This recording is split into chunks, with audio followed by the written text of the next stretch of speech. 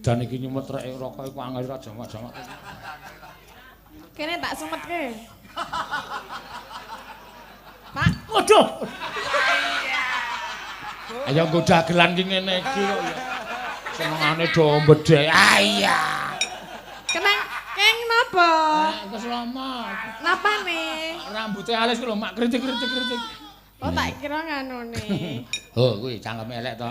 Napa lho? Nganune iki diomongke. Lambene. Sing jeneng nganu kali basa Jawa nganu iki penonton pikirane wis tekan ndi-ndi. Asale Mula aja sok nganggo tembung nganu. Lah apa? Ayo oh tak kira nek brengose upamane ngono. Ora ndek brengos kok. Ana wae kok mung tukul.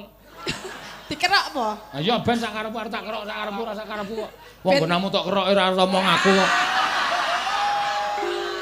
Landi aku ora ndek brengos kok. Ayo mak aku mung ngomong kok. Ora ndek brengos ya ora tak kerok. Ya ora.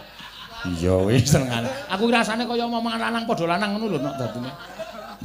Ben ngapa nek dikerok? Ya ben apik, bagus kok ya. Kene tak semetke. Gah. Lah ngapa? Mos. Gah ora. Mar tok nyunyukke cangkemku mesti.